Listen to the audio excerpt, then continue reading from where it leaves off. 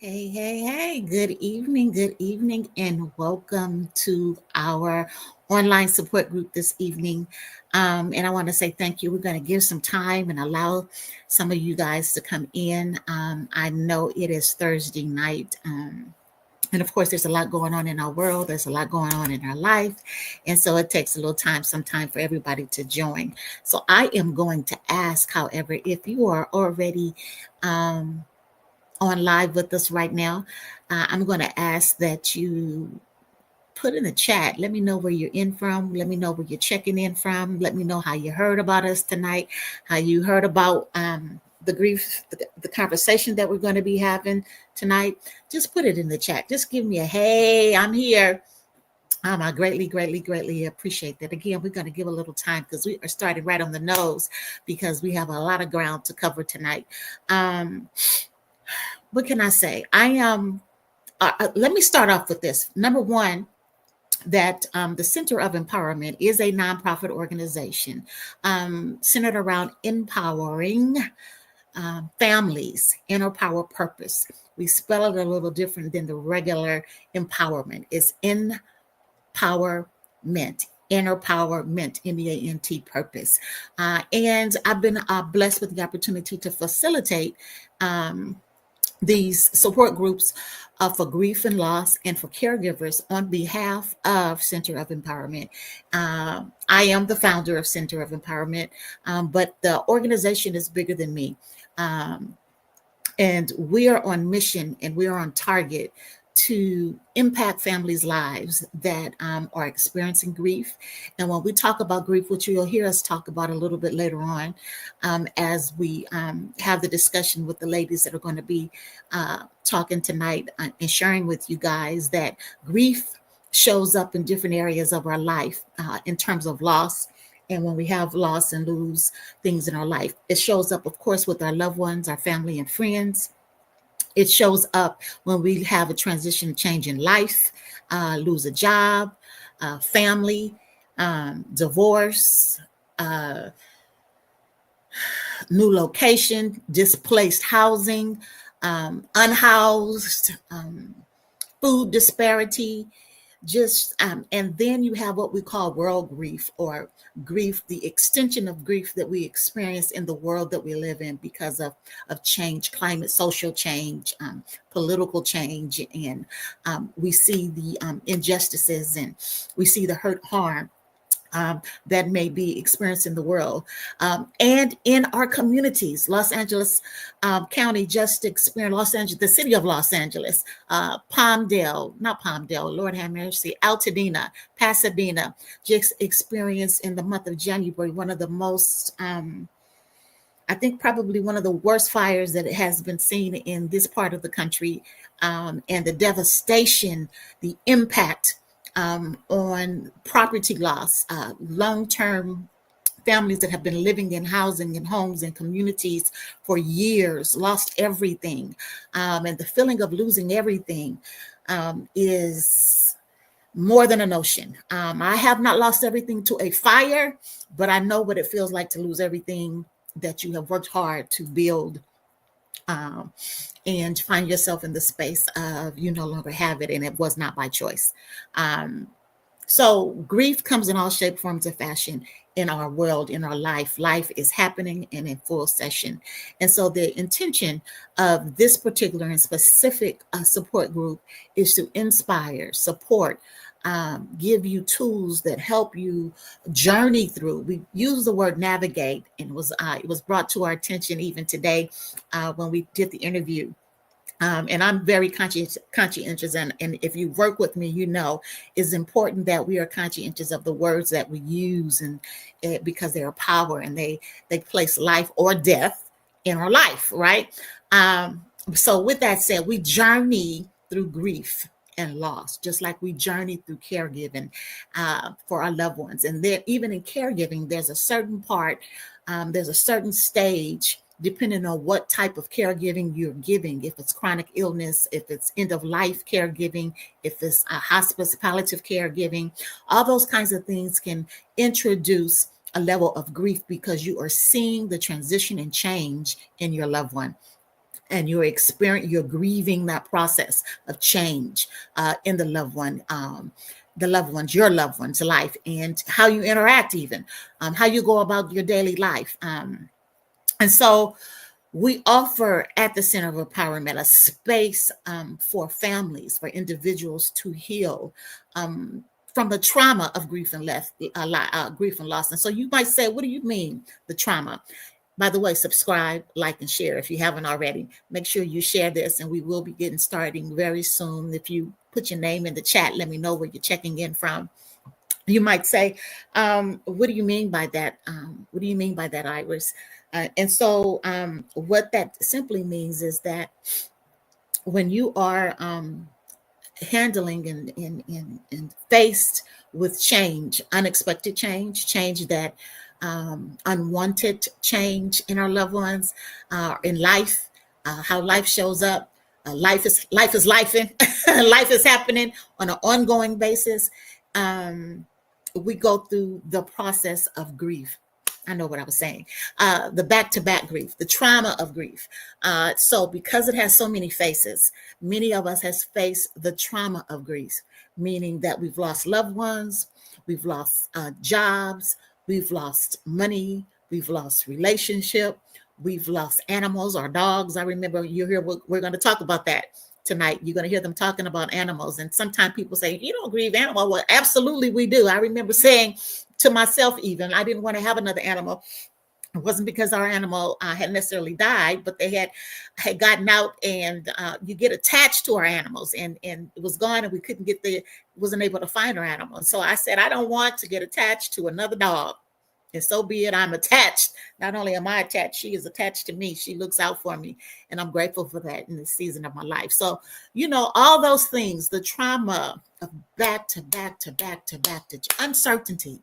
And so you add on that the uncertainty that one might be facing, particularly for those that may be maturing and finding out that your younger days may not have put you in a financial position of retirement to continue to live the lifestyle that you thought you would be living. And so you're faced with that.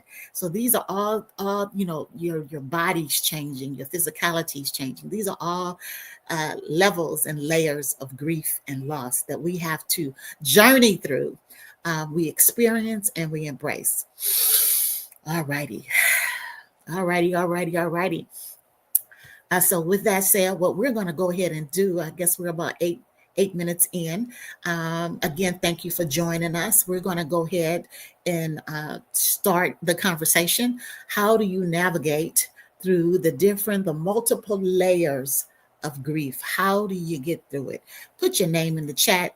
Please don't be shy, and just say hi. You don't even have to put your name if your thing is on if your screen name is different. You don't even have to say who you are. Just say hi. Share with your friends and loved ones, and get this video out of our online support group. With that said, we're going to jump right in right now so that you have an opportunity to see our interview, our conversation in its fullness. Here we go.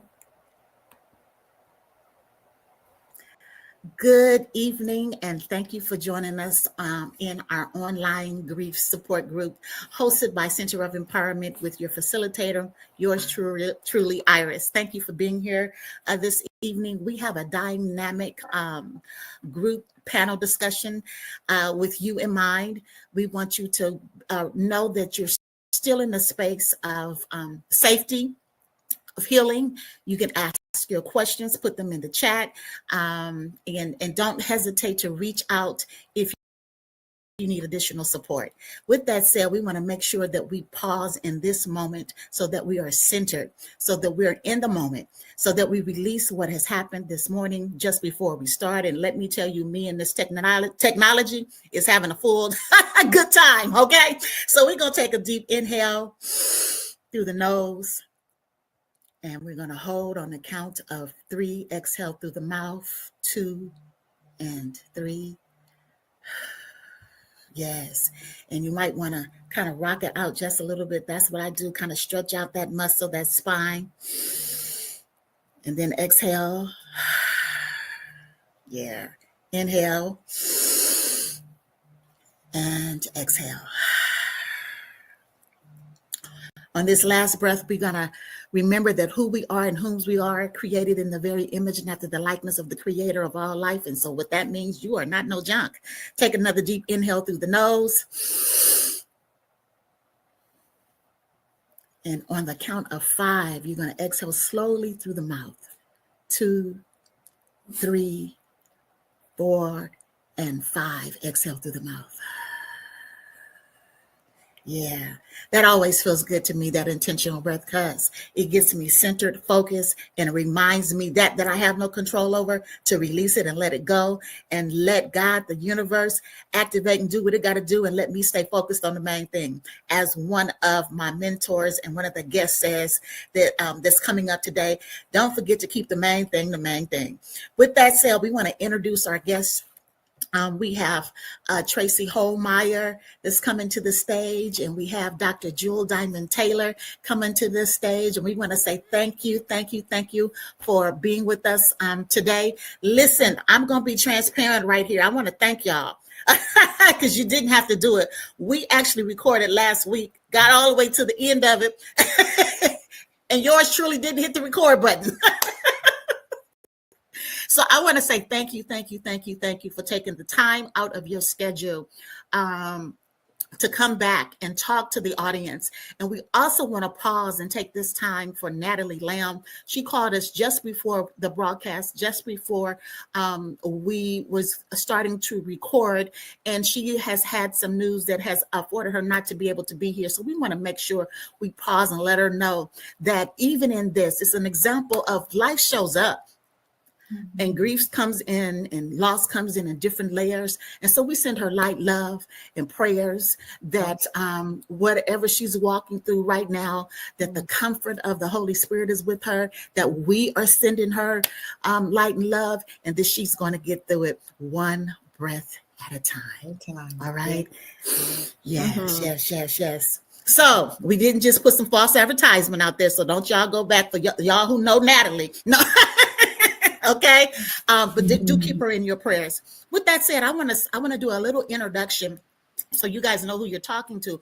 I was thinking about women, how everybody on this speaking that has agreed to come today, you have a very rich, in-depth journey and experience in supporting and helping and in the field of healing women, particularly and specifically, and everyone in general.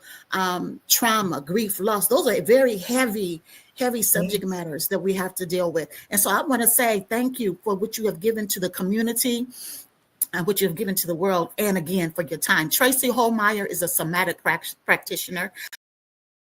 And she'll tell you a little bit what that means. Helping humans heal, reclaim, embody, align, remember their wholeness, and live in their truth. Somatic experiencing, breathwork, meditation, sacred intentions, well-being, focus, energy alignment, trauma responsive facilitator, and a birth doula. And then we have Dr. Jewel Diamond Taylor. Y'all know her. Hey, Dr. Jewel Diamond. Yes. Yes, so much for you in the house. I've been knowing this woman for over 30 years. My mind reflected back to crystal clear communications. You are aging me now. Wow, that's awesome. Yeah, yes. She is a wife of 55 years, mother, grandmother, conference speaker, author, life coach, and the founder of Women on the Grow Incorporated. And I have to say that is a powerful organization and fellowship and tribe of women. And I'm a part of that tribe. And let me tell you, a lot of the women that I fellowship and know today and connected to today is because of Jewel Diamond Taylor. And I want to say thank you. Jewel has traveled internationally, inspiring audiences, corporate churches, campuses, conferences, and government agencies. Taylor offers many churches, funeral homes, and one-on-one grief coaching. Dr. Jewel Diamond Taylor received her honorary doctorate in divinity in 2019. And somebody say, and received the 2021 Emmy Award for her contribution as an associate producer for the documentary filmed in Norway about race relations. And honey, we sure do need that now, don't we? Yes, I yes, guess yes, yes. so. So she offers pearls of wisdom of faith, resiliency, self-care, effective coping skills, and emotional wellness. So, ladies, we're going to jump right in, and the topic today is navigating the layers of grief and loss. And with that said, there's so, as we know, it's grief and loss as it pertains to our loved ones, as it pertains to lifestyle, as it pertains to losing relationship, it comes in all so many layers.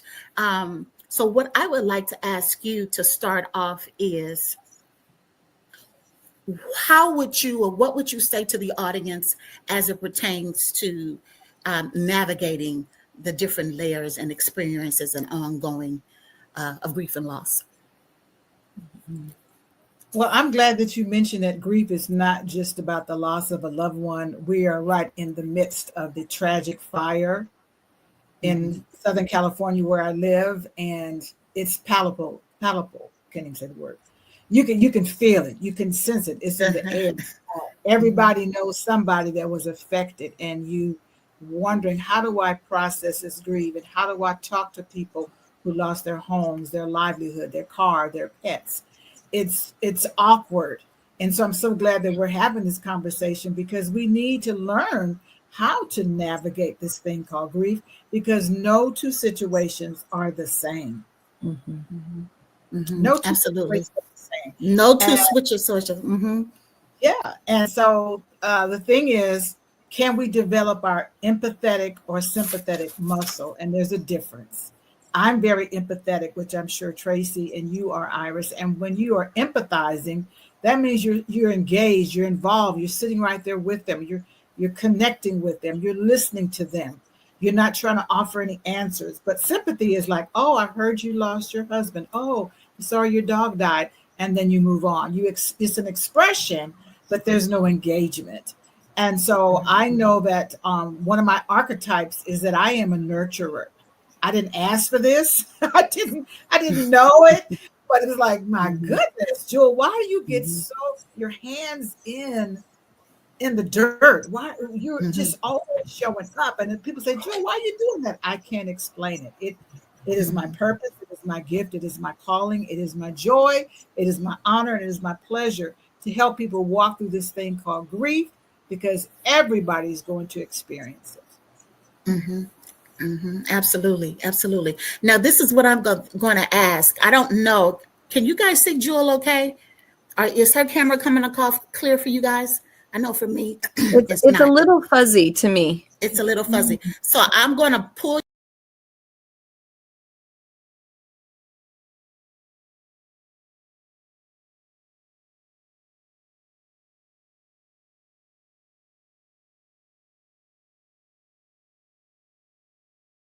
We had a little technical difficulty, so bear with us as I get through this, and we're going to be all right, okay? All right.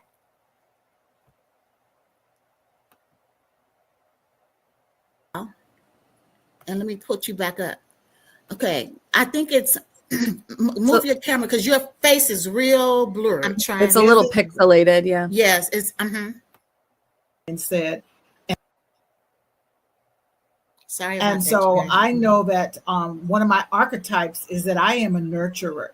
I didn't ask for this. I didn't know it, but it's like, my goodness, Jewel, why do you get so your hands in the dirt? Why you're just always showing up? And then people nature, animals, creatures.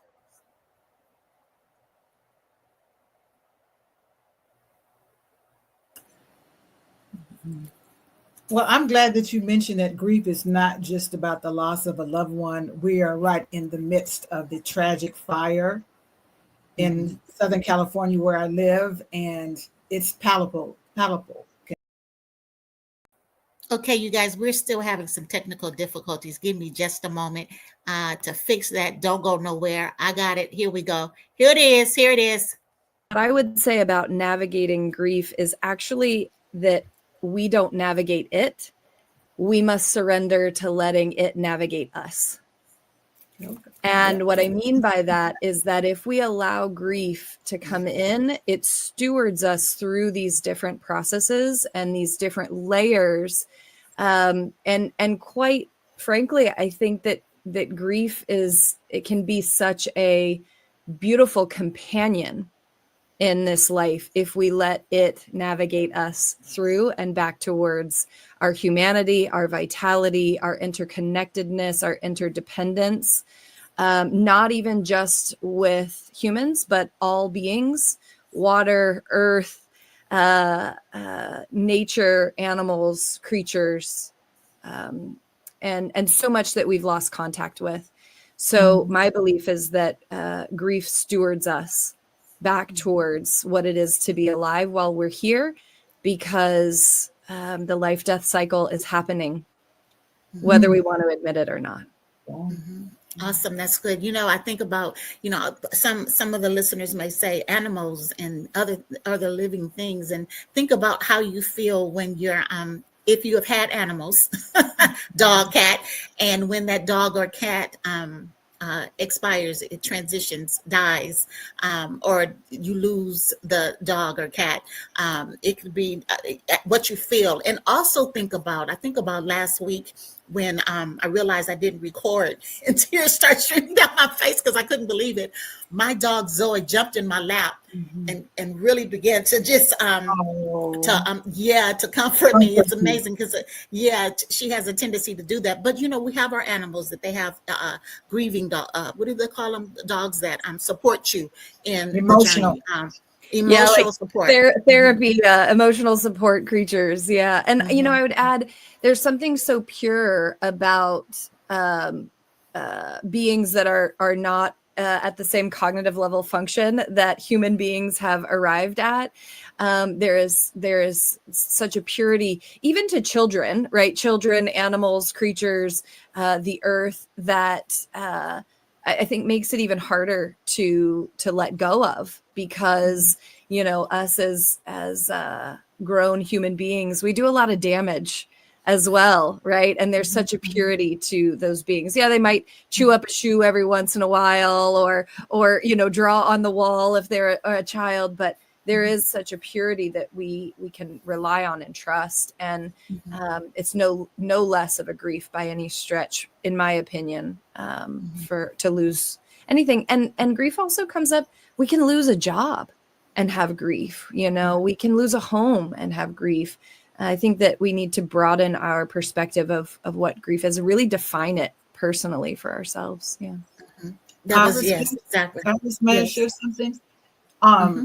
When my 38-year-old son passed from cancer and I posted it on Facebook, I got an alarming amount of, stunning how many people reached out. And because of that, a school teacher reached out to me and mailed me a package. And in the package was a booklet full of individual letters to me. And she said, "We are so sorry to hear about your son." And I decided to make an assignment. And they had to write you a letter of condolences. I was so struck by that. And I asked her, could I come to the classroom? I went to the classroom and I gave a brief overview of what happened. I was so touched by the questions. And it let me know that we need to educate young people because they're told, don't talk about it. It's quiet. People hold secrets, people hold in their pain. They have a funeral on Friday, go back to work on Monday, and never realizing that children are experiencing grief. So it was very eye-opening and heart-opening to say we need to really have a movement to include teaching the cycles of life, because the children today are exposed, have access and access to the world. And they were saying, what did you do? And how did you feel?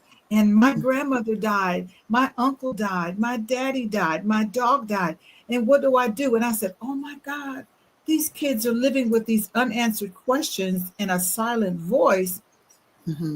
And we don't know what that's going to do to them as an adult in coping with grief. Maybe they will be silent. Maybe they will never speak the name.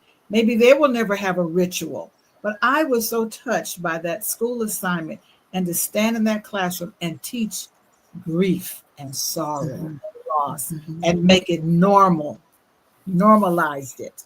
Normalizing it. That's Yeah, awesome, Dr. yeah. Jewel. That was one of that walks us right into the next question: how we manage a new normal. How do Hmm. we and is it manageable? We've already talked about it. Just it's a part of the life cycle, Hmm. and it's nothing that you are responsible for making happen.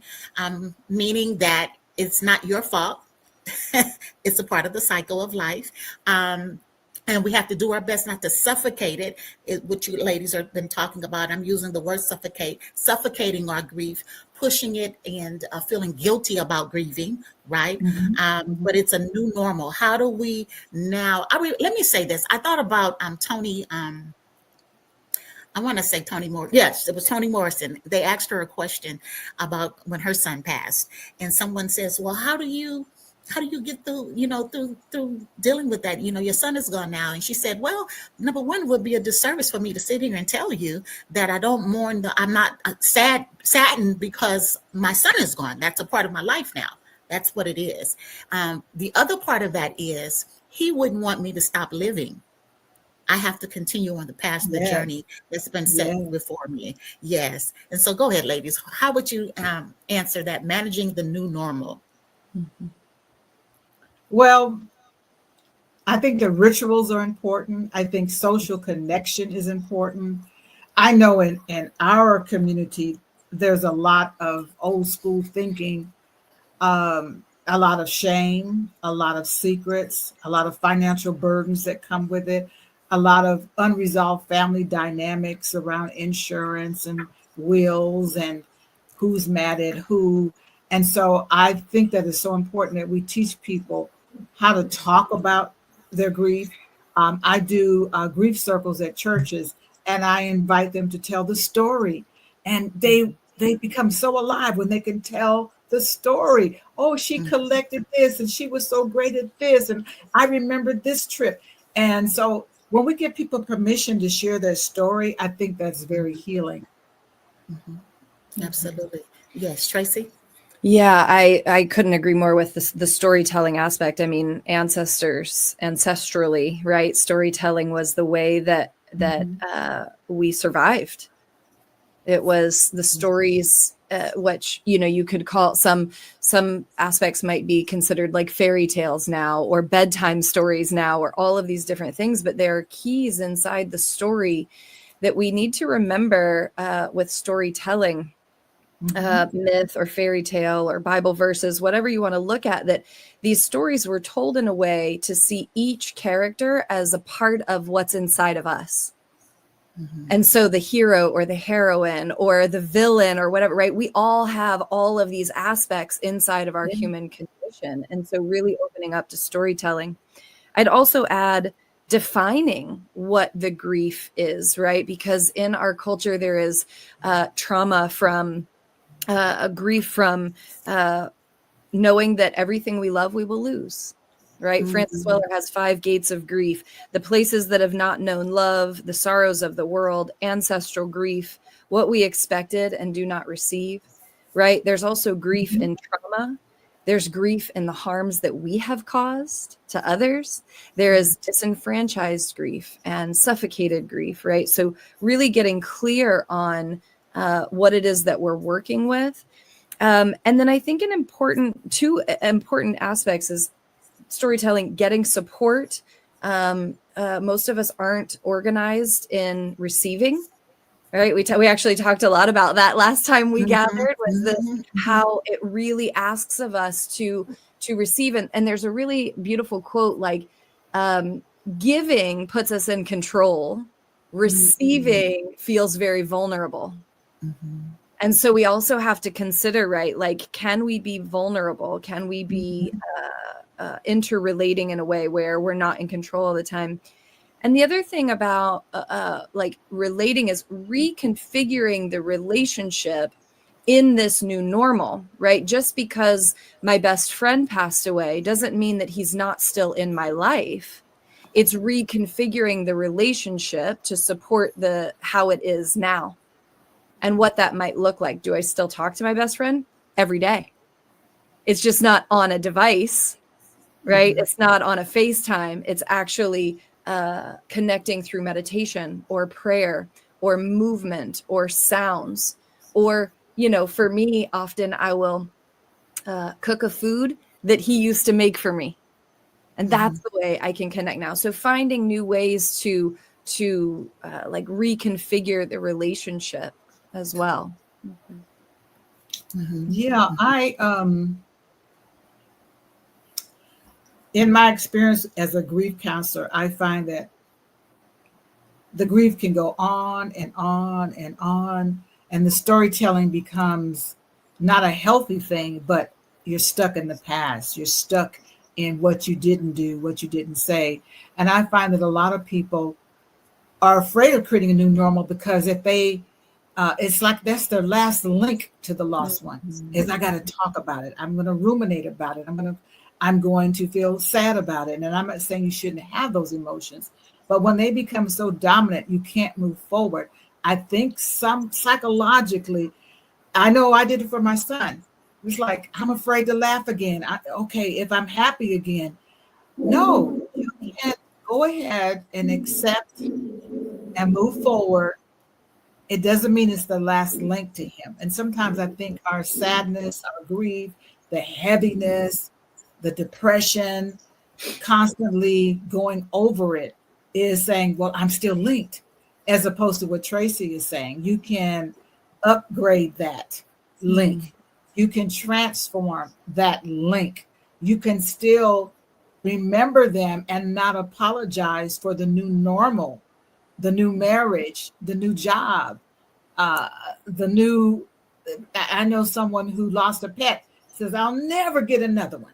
Never get another one. And I'm thinking, as much as you love that experience of being a mommy to a dog, why wouldn't you want that again? But I understand that just as in relationships, I find that a lot of women sometimes, it's not that they don't want to love again. They just don't want the betrayal again. They don't want to experience the loss again. Even if it's a short term, there's grief after divorce. There's grief after love walks out the door. There's grief when you have to bury someone. And you like, some people are so tenderhearted. It's like, I am afraid to create a new normal. I'm afraid to have a new best friend. I was blessed with a new best BFF after my BFF passed from cancer. And I'm like, I'll never have somebody like that again. And God brought me another one. I was like, wow, the things we tell ourselves can really hinder new blessings, new opportunities, new joy, new love, new connections. And when I think about as a mother who lost a child, I look at the word parent. I'm renting. He didn't belong to me. I was just the passageway. I was the birth canal. But I had to return him to the Creator because I was renting him. And a lot of times when life doesn't follow our script, like, no, he's supposed to bury me. That this is out of order. Well, who says, Jewel? Who said, where is that written? And so a lot of times we grieve because we didn't get what we expected. And that triggers us. And then we begin to think, I know as a mother, and I've talked to many mothers, you start saying, did I do something wrong? Am I being punished? And so this is the perspective that I like to work on with in healing, is helping people to release the guilt, release the regret, release the stronghold, release the sorrow in a healthy way. It doesn't mean you'll never talk about them again, but it's so unhealthy if you keep that unhealthy link. Like, I gotta keep talking about the funeral. I gotta keep showing the funeral program. I gotta remember the last words. I gotta remember, because I think in their mind they're still linked to their loved one. You know, that's awesome. I appreciate both of what you women have said today. One of the things that came up was in our last discussion was grief. The grief process is not defective. Mhm. And that's what what I'm hearing you say is that really coming to an understanding that that journey, it doesn't mean that you've done something wrong or something wrong, Yes. in the whole gamut of what you're Right. experiencing. And so I'm going to thank you for that, because I thought about, I would say probably about 3 months ago, I had a conversation with Dr. Jewel. I've told you guys she's my mentor. She's been around in my life in some shape, form, or fashion for over 30 years. And so what happened is, I'm so let me just share this right here, you guys, because I didn't go into detail with it when I shared it earlier. First of all, how was this? Are you guys getting something out of this tonight? Let me know in the chat. Just say some jewels, some tidbits of information that has been uplifting, and made you have the aha moment. It was probably 2 months ago. I was yes, 2 months ago I was in conversation with Dr. Jewel, and my mother passed in June 29th, 2009. I think I have the date right. I know it was June 29th, 2009. And it took me, moving forward, fast forward, 7 years in, I was able to talk about it and not cry.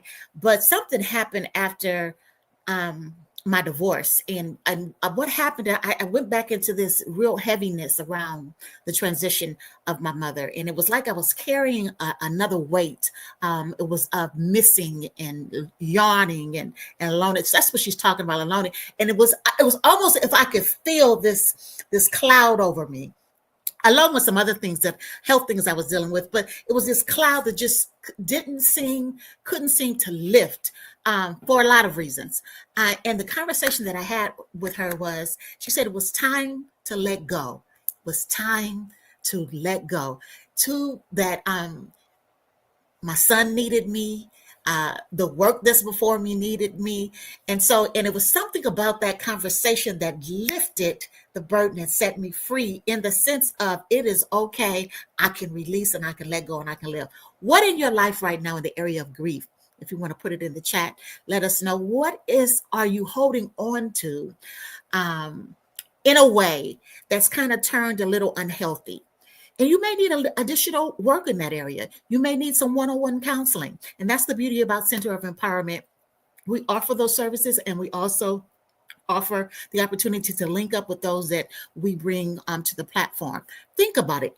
It doesn't have to be necessarily the death of a loved one. It could be the death of a relationship. It could be the yearning of a situation, a job, a career. What are you holding on to that you maybe have held on in a certain kind of way that's been so heavy that it is time for it to lift? Now, I'm not talking about when people tell you, you didn't grieve long enough, it's time to let that go. I'm not talking about that. That's not what I'm talking about. I'm talking about when you know within yourself that you need some additional work in releasing the heaviness. There's grief, there's mourning, there's sadness, and then there's this heaviness sometimes that we carry that needs to be released. All righty. I hope that bless you. Nobody put nothing in the chat, so we're gonna go ahead and go back to the programming. Okay. This personal experience, because so you can understand this, when we talk about balance and we talk about managing, when we talk about the journey, there is no necessarily a specific way, and it doesn't mean you're in a bad place. It just means there's times where we release different aspects of our grief. And when you've been hit, back to back to back to back to back to back, you will get shell shocked. I mean, that's a part of it, because it's painful. And you talked about that disappointment, and the expectation of things turning out differently. Yes. Even for those of you who are believing maybe perhaps for healing in your loved one's life, and that does not happen in the way you think it's going to happen. So you're disappointed that the healing didn't manifest in the physical body, in the physical realm, the way anticipated. And really navigating and getting to the layers of releasing. It was 7 years in before I could talk about my mother without bawling and crying. But then after that, I released it and I was able to talk about it. There was another layer that would come up in my life because of all the other grief I was experiencing. You understand what I'm saying? Not being able to talk to her because this happened, that happened, this happened, divorce, grandmama, so, all that stuff. And so that's the layers. So what would you say when you're speaking to someone talking about understanding that your grief is not defective and what you're feeling is it's okay, and not being stuck? I know we use the word navigate a lot. I like to use the word acceptance, surrender, understanding. Once There I it is. understand, I accept, oh, this is the way this life is. And when you keep thinking you're having a disappointment, that means you had an appointment for something to happen. And because nobody showed up for the appointment that you wanted, you're now disappointed. But my studies tell me that all suffering comes from the expectations not met. All suffering. And when you think you're supposed to have that job forever, that marriage forever, that size 10 forever, you're supposed to forever, you're setting yourself up. And so I love helping people to understand and accept the way life is, because the resistance is what causes the pain, the resisting of the flow of life. I am not a mini God. I wanted to be for so long. I really wanted to control.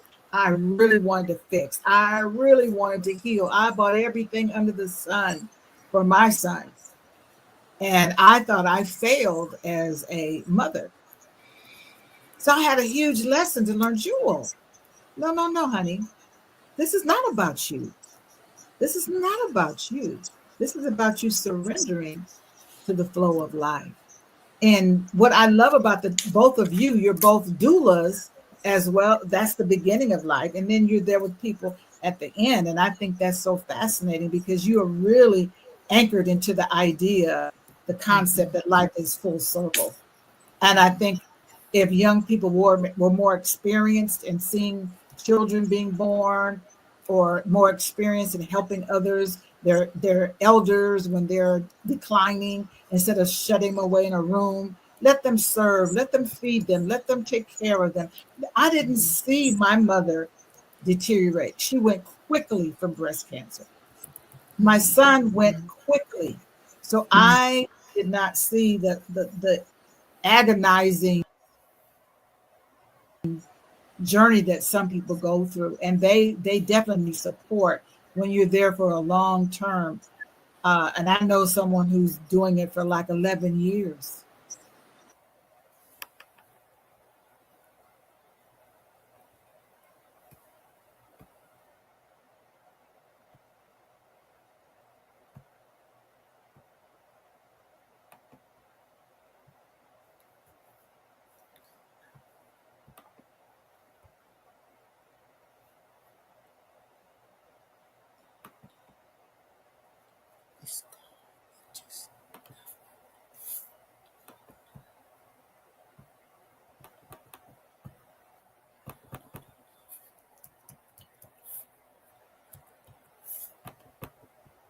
Oh no.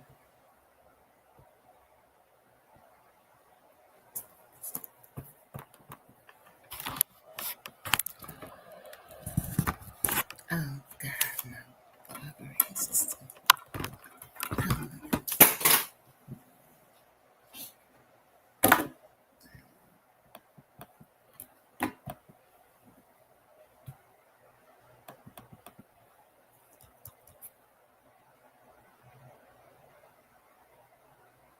You grieve them twice. You Mm-hmm. lose them because of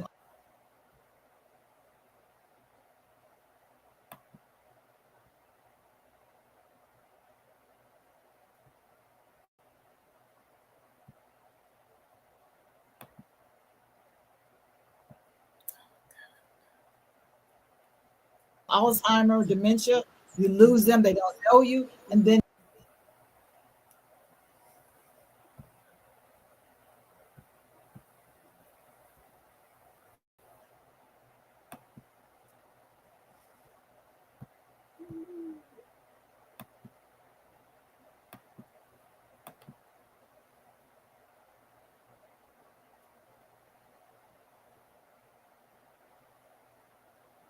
you lose them in the physical. So there's just so many layers. I am so grateful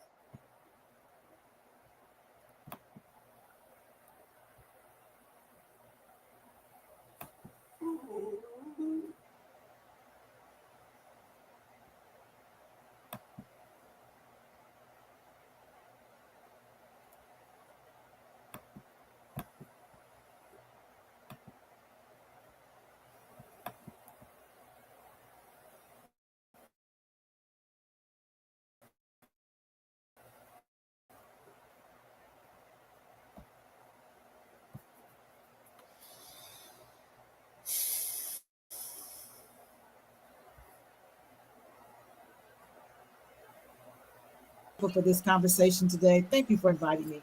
Mm-hmm. Thank you for being here. Thank you, Joel. Tracy.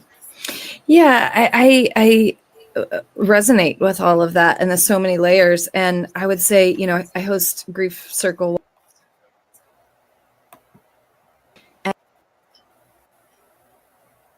and that piece around defect comes up so often. And that's one of my teachers, I was saying last time we were on, that he's constantly reminding us that what comes out of us is not defective. Mm-hmm. Right? That there is a primal body that knows what to do to move through our experience. And it is typically society, familial, this behaving in a way that limits and traps the grief in our soma, right? Soma means body. And most of us actually carry grief in our chest and lungs. Mm-hmm. And so things like breath work are really keys to unlocking that primal nature that stewards us through the process of grieving. And in these circles, people come in and, they're trying to hold back the tears, or I don't know what's wrong with me. I feel frozen, or I get so angry so fast. Like,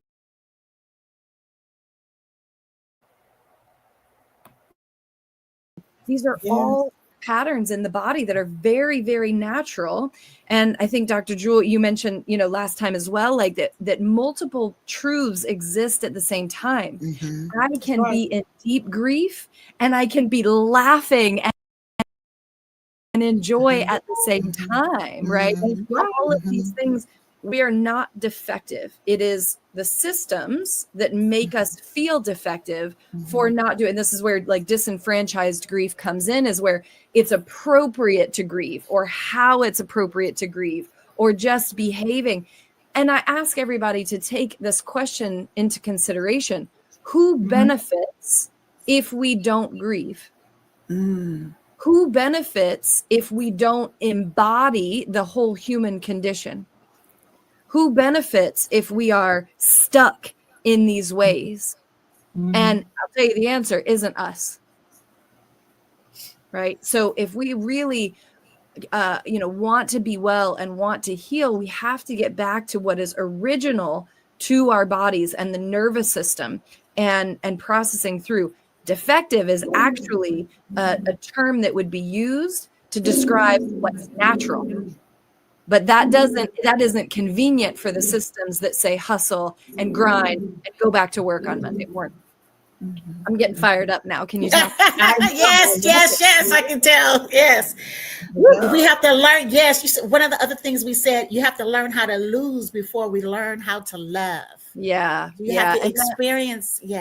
That for me is really, when you look at like age appropriate truth, obviously, but children should understand the cycles of losing before they are learning what love is, right? That what ends up on our plate was once a living thing, whether it's vegetables, right, that are pulled from the ground, or animal, depending on, what you eat. But like in love, to fall in love with something, you're really only in deep love. Scott Peck says that love is the willingness to extend oneself for the spiritual growth of another.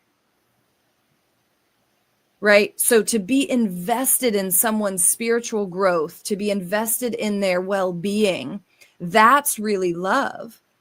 And if you are invested in another, absolutely, there is going to be an impact of their loss. And to not grieve, I think, is not accepting that we've been impacted in this life. And what a travesty that is, to not let mark and love, like let life mark us, to let love mark us, to let other beings mark us. Awesome. Powerful. Awesome. Thank you. Yes, it is very powerful. Natalie's not here, but she made the distinction of world grief and personal grief the last time we were together. And so, and how that impacts how we feel, how we respond, and how we show up, and the heaviness of that. Ladies, do you have anything you want to share about that? The distinction of world grief. Ironically enough, last Thursday when we met that evening, we had the airplane crash with the Black Hawk, and there was a large loss of life. That impacted everybody. Not everybody. See, it's the people that are empaths. It's the people who, And so I would speak to those that are empaths. I would speak to those that are scrolling social media day and night, all day. The excess and the access is very harmful. We have to understand there's things we cannot control. We have to be critical thinkers. We have to let grief help us to develop a muscle of gratitude. Every time I hear a tragedy, I tell myself, oh, I'm so grateful. I'm so grateful for my protection. I'm so grateful my family's still here. I'm so grateful I'm still alive. I'm so grateful I have a home.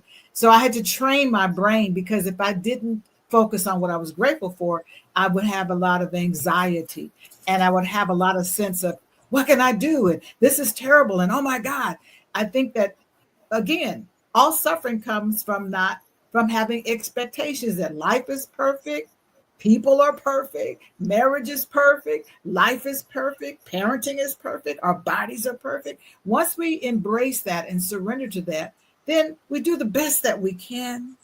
We give ourselves grace, and we accept this ticket, this ride that we're on. There's a lot. Yes. I think life is full of mystery and life is full of miracles. And you have to train yourself. What are you going to focus on? It's not that you don't care. It's not that you're cold-blooded. It's just that I am not in control. I'm only in control of how I respond, how I react. What am I saying to other people? Am I spreading the hate? Am I spreading the fear? Am I spreading the anxiety? Or am I helping other people to develop rituals and listen to music and get those hugs and drink your water and get on the floor and play with the children? Go outside and go for a walk. Listen to your favorite music. Pray, meditate. Do things that are going to make you feel alive, because this is temporary. This is temporary. And awesome. Yes. At first I felt a little guilty. Sometimes I think, am I not caring because I turned it off? No, Jewel, you can't fix it. And it's one of the reasons I started my nonprofit, is so that I could be effective and impactful right where I am. So that when I know someone's in need, when I know there's some suffering going on, because I have the nonprofit, I can say, here's some support. Here's a resource. And that kind of steadies me and says, Jewel, you're doing your part in your garden. I am not in charge of the whole world. But if I do my part where I am, it's a ripple effect.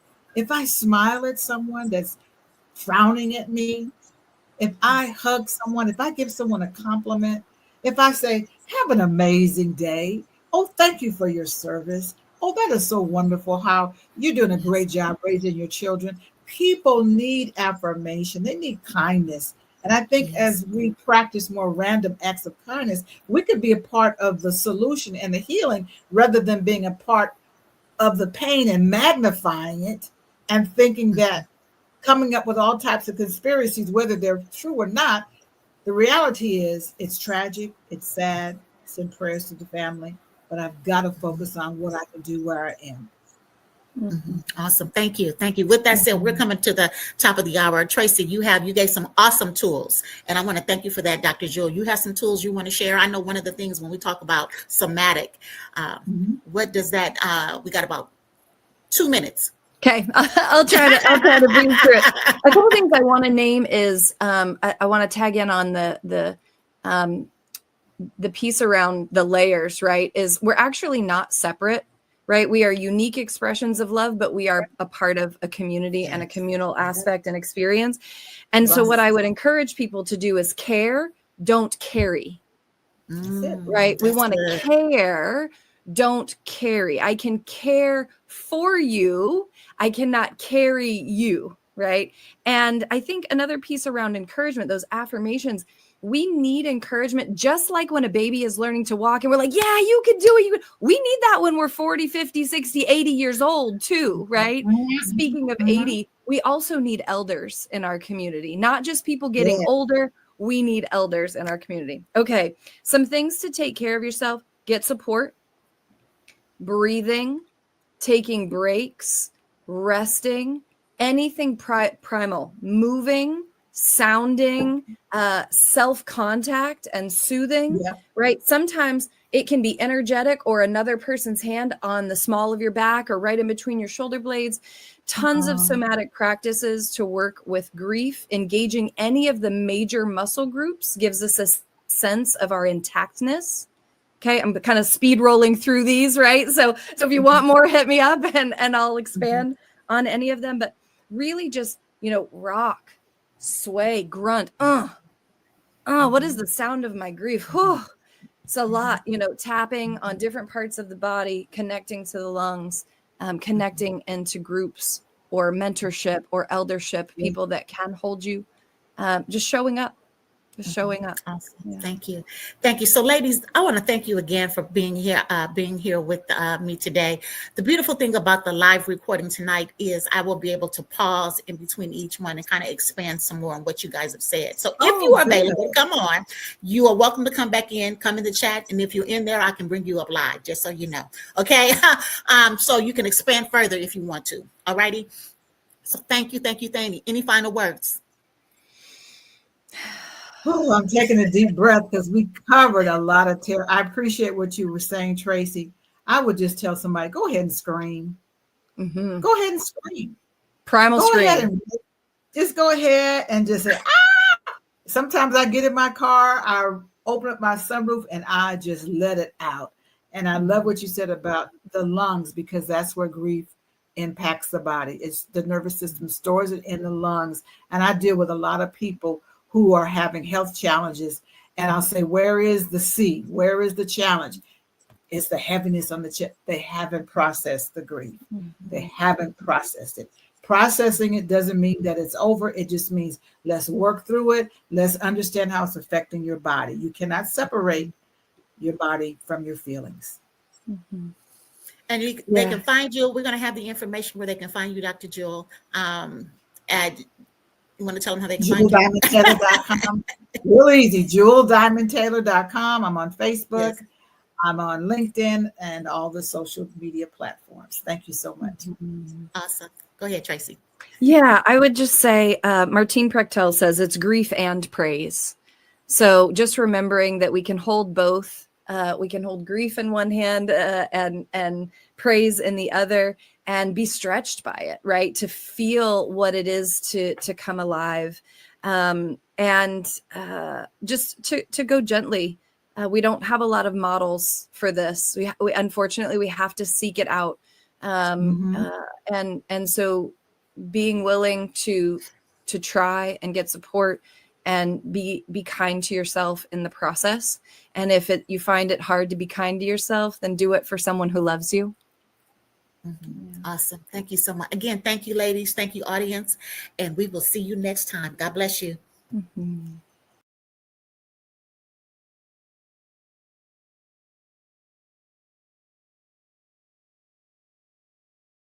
There you go. You can hear me now. As you can see, that was a dynamic conversation. We covered a lot. We talked about a lot. We're going to have them come back maybe individually and collectively again to share, to dive in. I do hope that you heard something. You heard something that gave you that aha moment, that gave you that uplift in your spirit, that gave you that encouragement to let you know, number one, you're not alone. Number two, you're not crazy for feeling how you're feeling. You're walking through a journey. You know, they talked about, in the end, talked about how grief stores in our body.